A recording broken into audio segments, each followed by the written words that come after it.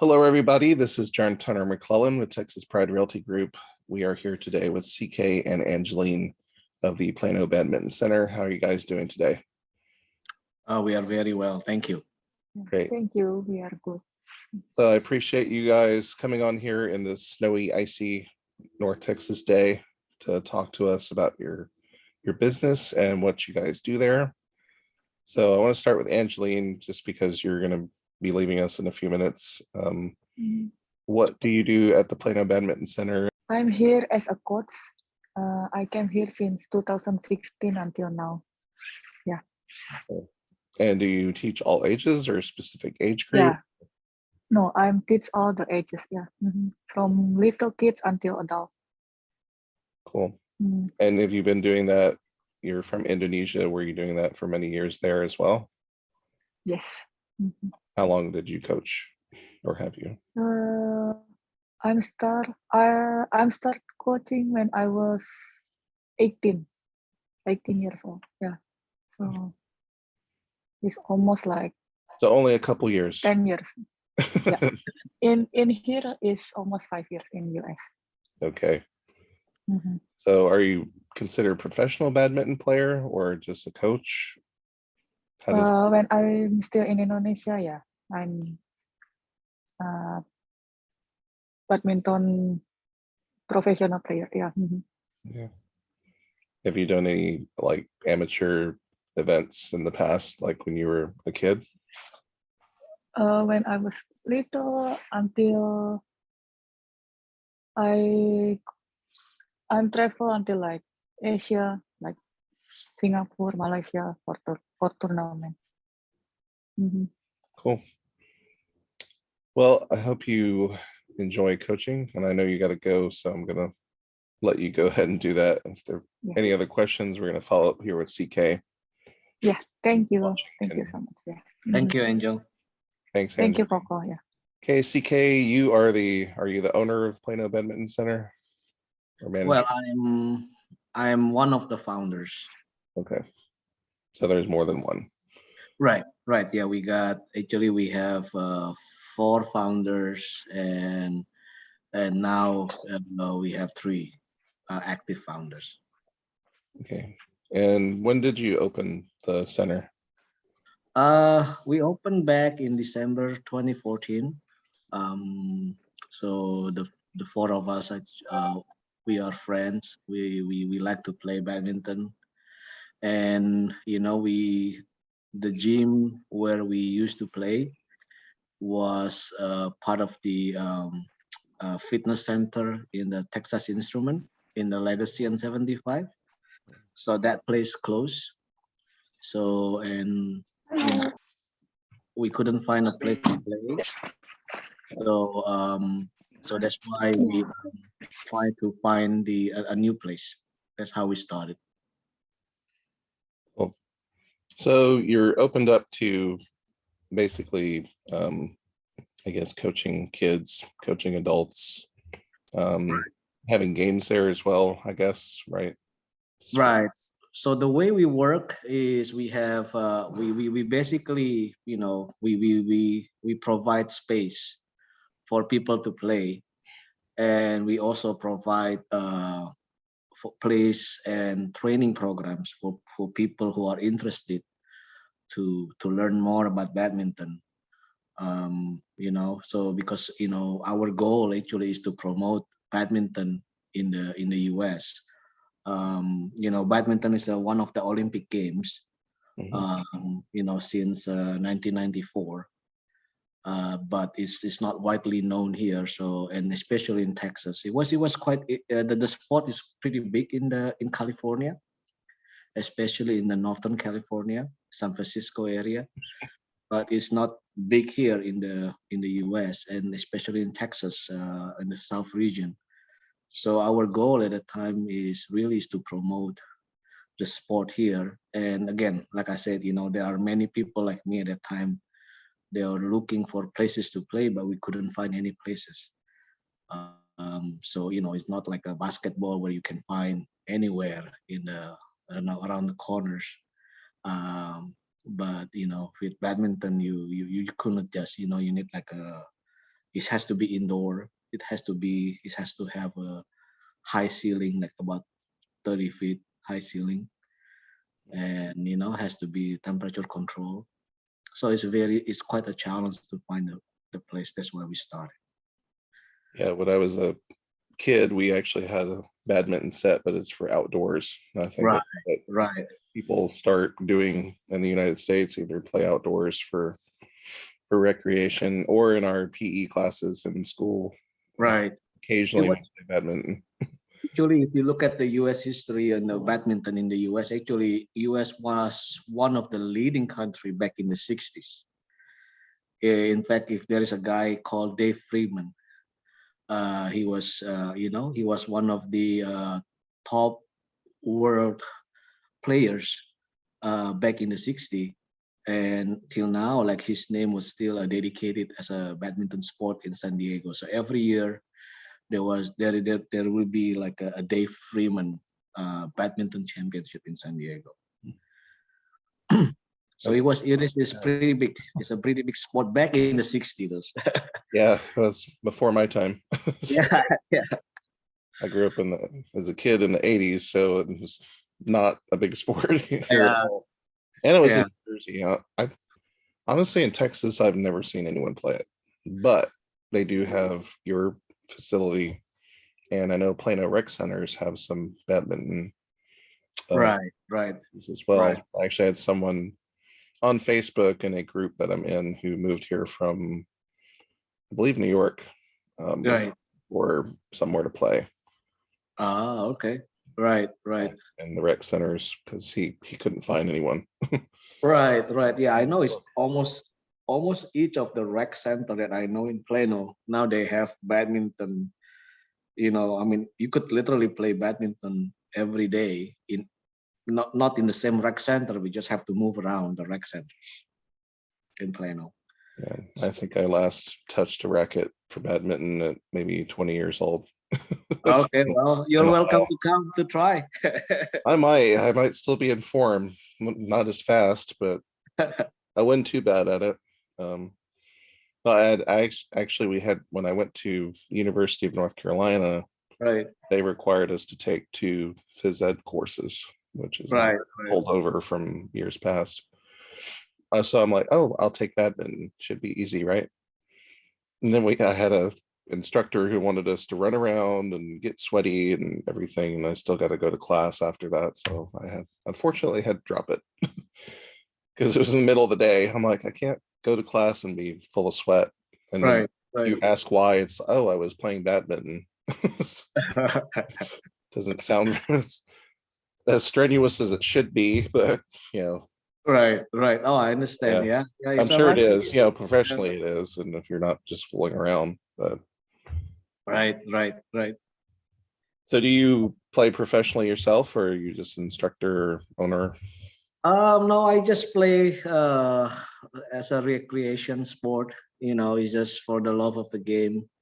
Back in the where I grew up, Indonesia, and most of the Southeast Asia countries, I think badminton is like a basketball here. It's like every kids just play. They play outside their home, play outdoors, play indoors. Wherever space they can find, they'll play. So it's just a very yeah, just like a very popular sport. Well, hopefully we can help promote it here. Give Yeah, people well, other that is our options. goal. Well, that is our goal. Actually, we went to a few times. We went to some. We went to do a demo in some of the middle schools and elementary schools in Plano.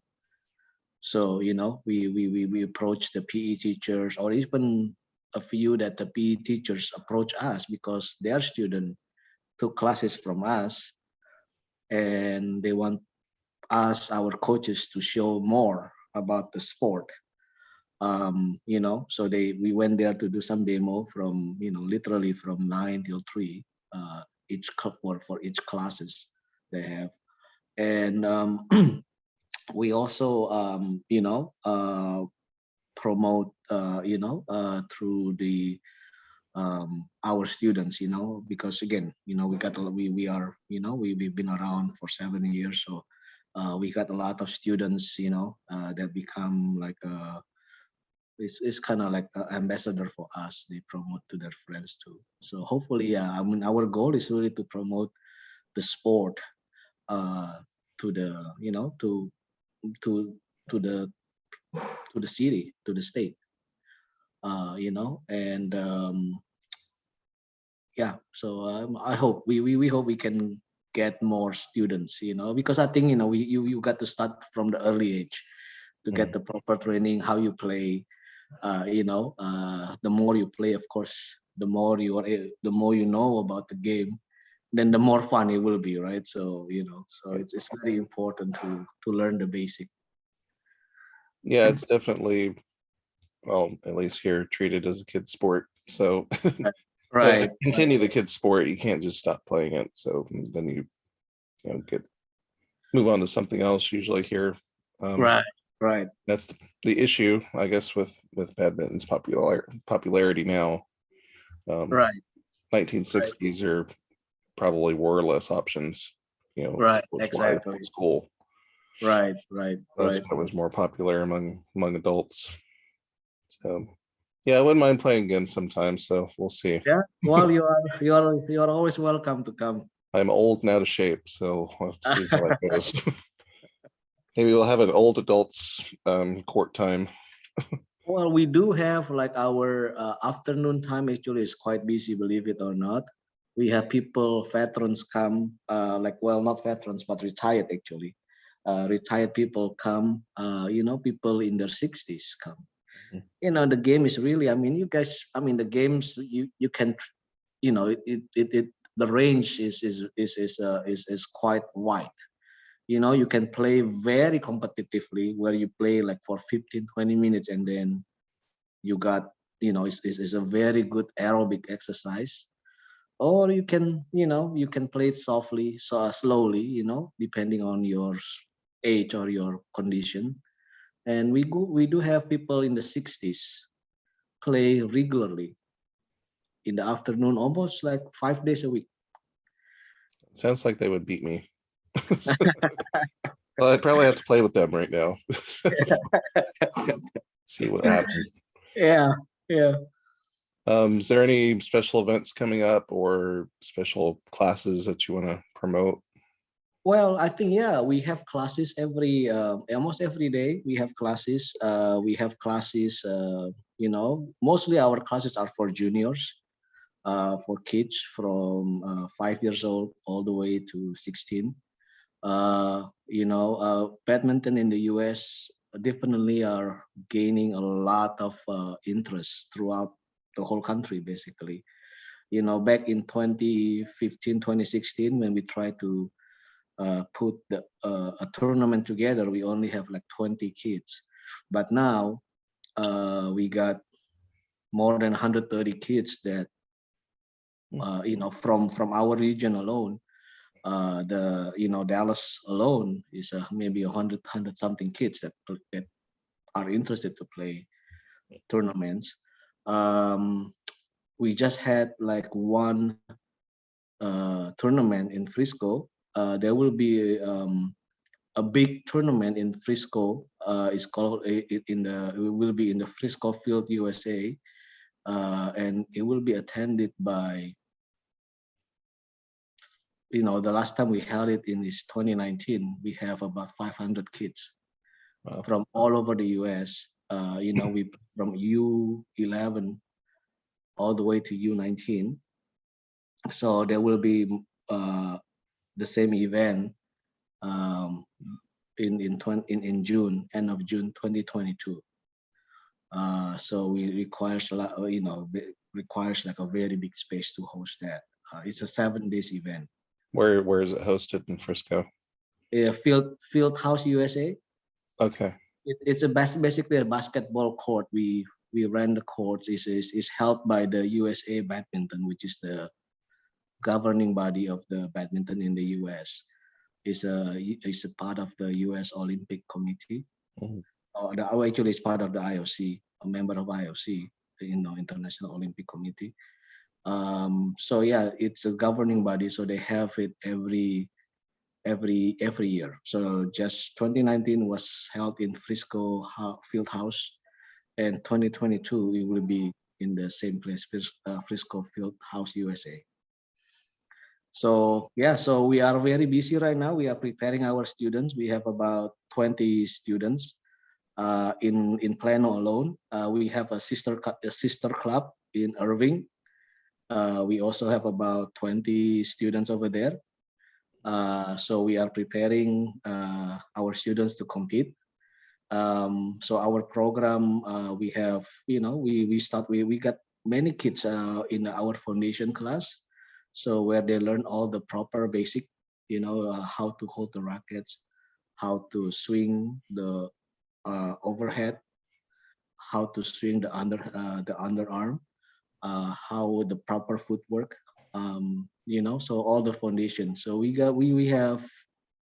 have quite a number of kids, so we offer the program almost daily. We have class daily from 4 o'clock all the way to 8 o'clock for juniors.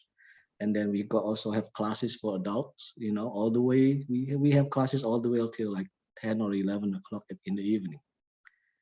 So it's a very exciting time for the badminton, fans in the US. Yeah, well, hopefully we'll field some people for the next team, US team out of Texas. Yeah. Do they go as a team, or I guess you can play doubles, but or individual, right? It is it's mostly individuals now. Yeah. Actually, our club is going to host a tournament in March.